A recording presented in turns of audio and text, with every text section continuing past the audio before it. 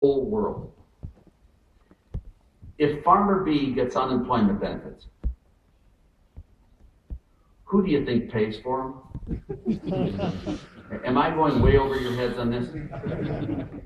My colleague and dear friend always put it, government spending is taxation, pure and simple.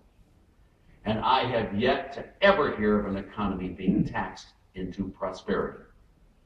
All right, that's the second chapter. Now the third chapter of the book is there is no stimulus and stimulus spending. It's true that the transfer recipients are stimulated, but there is no aggregate stimulus and stimulus spending. The de-stimulus to the transfer payers is exactly offset by the stimulus to the transfer recipients. But the third chapter is terrifying. While the income effects always sum to zero, and they do in the Slutsky equation, the substitution effects don't. The substitution effects accumulate, they aggregate. The person who produced the resources that are now being taxed receives less resources per hour of work, and therefore is disincentivized to work more, and so works less, because he or she receives less per unit of work. The transfer recipient, on the other hand, has now found a new way of getting goods and services that does not require work. Both the transfer recipient and the transfer payer are both incentivized to work less. I've had the hardest time explaining this for years and years. I never could find a good way of explaining it until I was testifying in 1974 with Gaylord Nelson in Senate. He's head of Senate Finance in the U.S. And I was on the podium with Otto Eckstein and Paul McCracken and Gardner Rackley, three fairly famous U.S. economists back then. And this was Jerry Ford's tax rebate, which was a stimulus package. And I was trying to explain to Senator Nelson the substitution effects.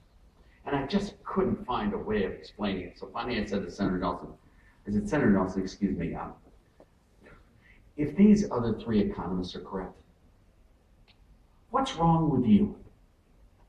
Don't you love my country? Why only do $600? Why stop at 600? 6,000, 60,000, 600,000, $1 million. Let's do 100% of GDP. 100% of GDP, so that everyone who doesn't work and doesn't produce receives everything. And all those who do work and do produce receive nothing. Senator, what do you honestly think would happen to output in this country? It goes down. Not only does stimulus spending not stimulate, stimulus spending hurts the economy. The reason we have the Great Recession today is not in spite of the stimulus spending. The reason we have the Great Recession today is because of stimulus spending. It has caused the Great Recession, just as it caused the Great Depression back in the 1930s. It's exactly the same. If you look at the quarters when U.S. stimulus spending rose the most, those were the exact quarters when U.S. GDP fell the most. I looked at the OECD countries, all 34 of them. Every one of them had some stimulus spending. I looked at the, I forget what it is, 2006, 2007, government spending as a share of GDP, then 2008, 2009, government spending. I looked at the increase in that as stimulus spending.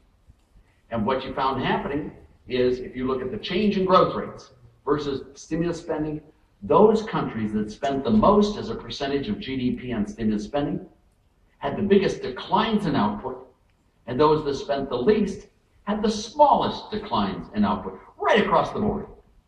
In addition, you can look